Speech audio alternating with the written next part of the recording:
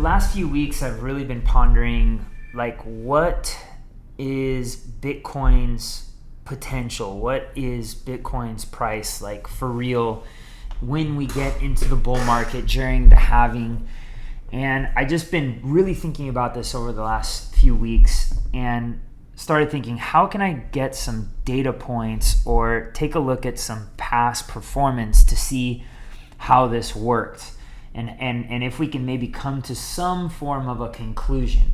Now, there's some really big outliers here that I wanna show everybody, but there are some variables, and what I came up with is potentially Bitcoin could be stagnant at $35,000 and could go as high as $435,000.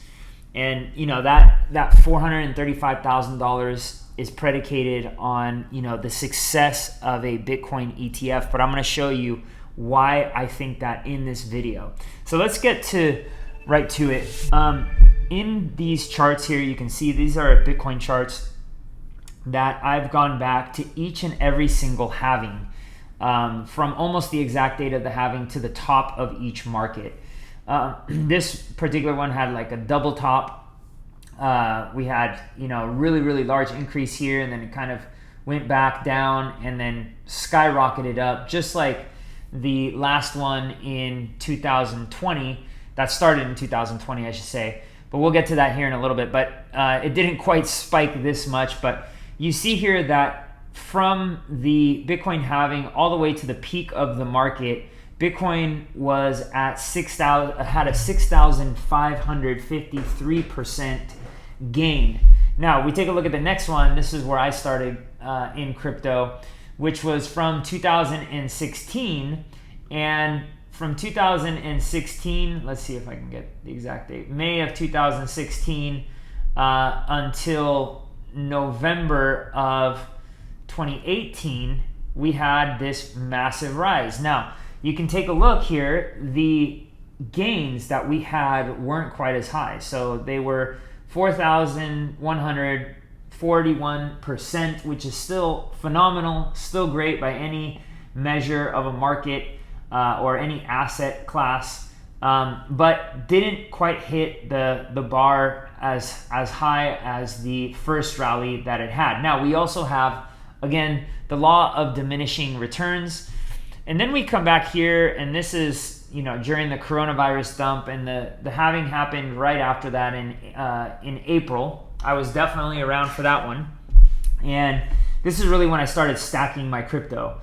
And so you can see here that from the bottom of the market there and the Bitcoin halving, really, all the way up to the peak of the market, which was around $67,000 more or less, we had an 1,100% return. So this keeps kind of going down and down and down in terms of its returns over time. Again, though, we are faced with the law of diminishing returns. Now, a lot of people may be like, well, yeah, but times are different because the dollar is worth shit and it's going down in value against every other asset. And while that is somewhat true, this chart kind of paints another tale. And so we have here, going all the way back to the early 80s, where the market just totally skyrocketed in terms of dollar value, okay, in terms of dollar strength, okay, which we're looking at the Dixie. It just peaked out right here at about 164-ish. And ever since then, we just went down and down and down, and all the way down to 2008, which is when the market crashed, the real estate market crashed, all things basically crashed, and we had this like financial jubilee. Well, if we really had such a weak dollar, then we probably would have stayed at these different levels. Now, what is this compared to? Compared to other shit fiat currencies, right? So this is definitely something, though, that you got to eye, because when you take a look at this, we've got this resistance level that's pretty darn steep over, a 30-year period that around 2015 starts to really rocket launch out of here. All right, and we break that resistance, and now we've basically got a new trend forming. Okay, and now we get over here, and I'm sure a lot of you already know about the BRICS nations and what's going on there and all that jazz. But essentially, BRICS is Brazil, Russia, India, China, South Africa. Okay, and they're forming their own currency between them all. Now we have this coronavirus, and we go down again. We lower interest rates. The United States, I should say, lowers interest rates almost down to zero. And then all of a sudden, probably actually around February-ish, I believe, they start raising the interest rates. But the dollar starts gaining strength because they're anticipating these interest rates going up. And this kind of goes up and forms kind of a new recent high, let's say a new recent high, okay, of about 112. Now, since about October of 2022, we started to see a decline, which is pretty interesting given that, they've been raising interest rates. But I think what's been going on as well is all sorts of different fiat currencies around the world have also been raising interest rates. And I haven't taken a look at those, but you can see though that we're now starting to break this new resistance line right here, that this trend has been going down since October of 2022, and now we're starting to build some strength here in the dollar. Now, what is that going to do to the price of Bitcoin? Who freaking knows? Okay, it could be good, it could be bad, but at the end of the day, strong dollar, in my opinion, weak Bitcoin. And we've seen that. If you take a look at this down trend here, well, what happened to Bitcoin? I would say probably in the beginning of 2023, well, Bitcoin got a lot stronger. Okay, now here technically, this is FTX, so we probably had a capitulation there because of FTX. But this is definitely a very, very interesting chart, and may tell a story and may give us one of the reasons why today, September 7th, 2023, Bitcoin is starting to go down in value because we're starting to see more strength in the dollar. Now, again, there's a lot of things that could affect Bitcoin in the long run, such as an ETF approval and all sorts of other things that, mass adoption, those sorts of things. Now, an ETF approval is whatever. It's like meh. If we have an ETF approval, it's not mass adoption. It's not like putting that in the hands of people who are actually going to spend Bitcoin. And that's not a very good use case, in my opinion. I mean, it's like a store of value, just like gold, okay? But here's what I've been looking into. So what I did was I basically asked kind of Chat GPT some logic, and this is some really, really basic math, okay, or a basic way for me to get an understanding of potentially what Bitcoin might be able to do. So I asked, Chat GPT, I took all the Bitcoin highs, and the first one of 948, the second one of 20,000, and then the third one of 67,000, and I said, if this trend continues, what is the most likely outcome that we're going to get? And here's, after a bunch of busy math, basically ChatGPT says that the likelihood of Bitcoin's next all-time high would be $35,479. Now, here's the thing.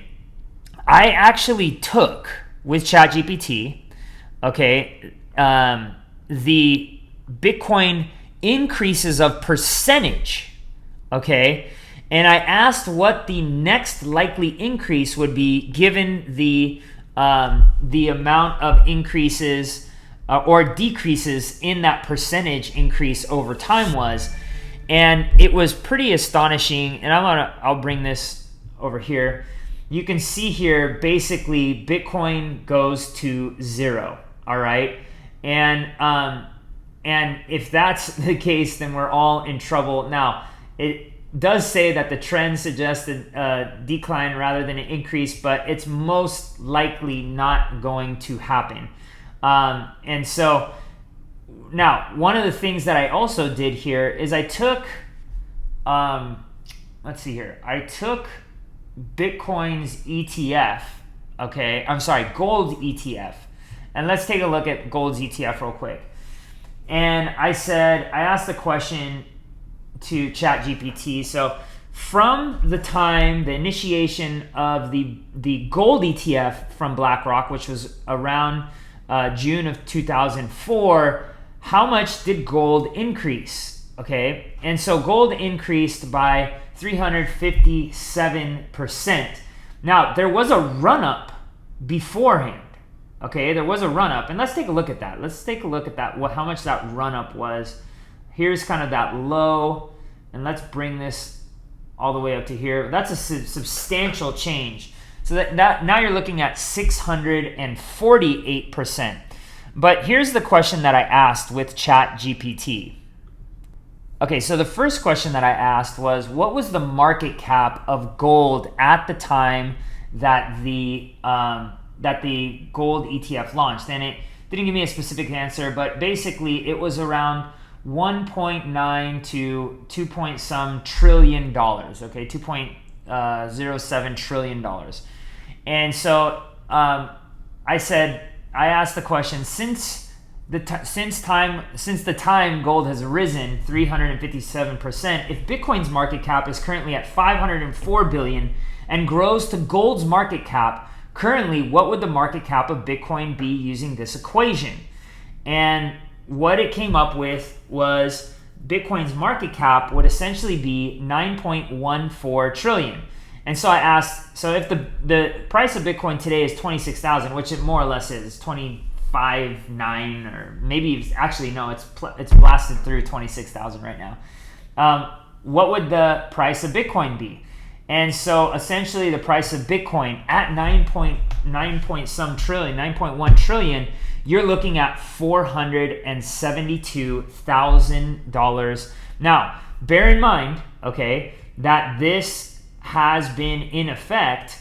So essentially, let's click out of here, since 2001, all right? So 22 years ago is really when the market started going up, and that's where it hit its peak back then. Now, the peak up until now has gone much, much higher, but from that point all the way to 2012, which is roughly around 10 years, okay, the gold ETF really helped lift that up 600 and some percent.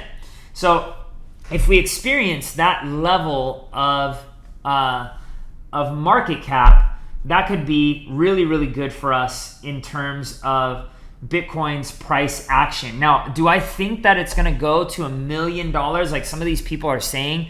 Probably not, all right? Probably not. And you have to be realistic about these sorts of things.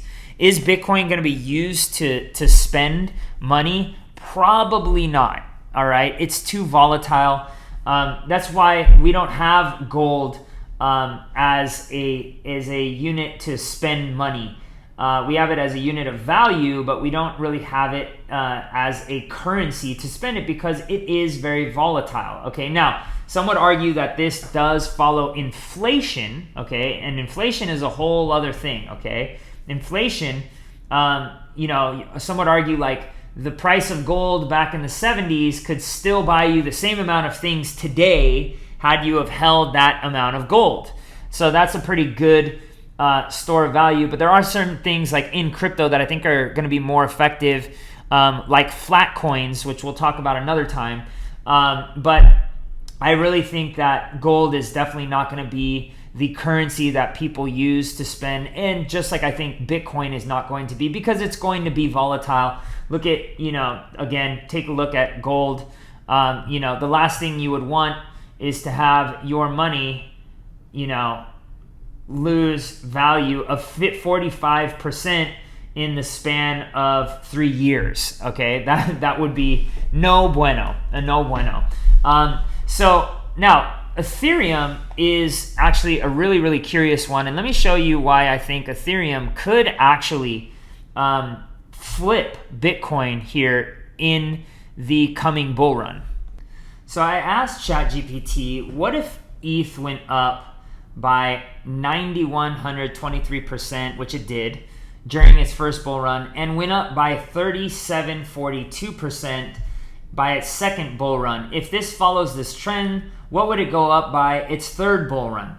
And what Chat GPT came up with was 1,500%. So ETH still has like a positive percentage when it follows this trend. Unlike Bitcoin, if you put this trend to use, it actually ends up going to zero, all right? And now, again, I don't think Bitcoin is going to go to zero, but let's say something more realistic for Bitcoin is probably going to be, either hitting its all-time high or maybe as much as $90,000, which I believe is a possibility. It could get to that 90,000, maybe level out, just kind of like how gold has recently. But let's say within the next couple of years, with the Bitcoin halving coming, Ethereum hits this 1,500 mark, okay, and Bitcoin hits that the 90-some thousand mark. Let's say it's $90,000. Well, that's a differential in market cap of $1 trillion, okay? $1 trillion to ETH's advantage. Now, why do I think Ethereum is going to do that? Well, ETH is like the supercomputer of the world, and it is very, very, very secure. All things DeFi are built on top of it, and we are actually able to become our own banks, where Bitcoin is basically a store of value and transfer of value, but it doesn't do a very good job at DeFi at all. And some Bitcoin maxis are probably gonna, jump in the chat and be like, no way, that'll never happen. Bitcoin can do everything. It cured cancer, I swear. It doesn't, all right? And as an avid DeFi user, I can tell you without certainty, Bitcoin adoption for DeFi is probably not in the cards for a very, very long time, unless they really figure it out without going to layer twos. Ethereum still is the #1 smart contract blockchain out there, and there's so many layer twos built on top of it, which is just solidifying its market share in the crypto market and for DeFi. And I just think that that's where a lot of the TVL is going to run to over time, the total value locked, for those of you who don't know. So anyways, I hope you like this video. If you think I'm wrong, or if you think my calculations are off, if you think there's a better way to calculate this so we can actually try to find a closer solution to what the price of both of these cryptos are going to be, drop it in the chat. Like, subscribe. I will see you on the next one. Change your mind. I know I am on finance with all this great stuff going on in DeFi, and let's keep making some money. Cheers.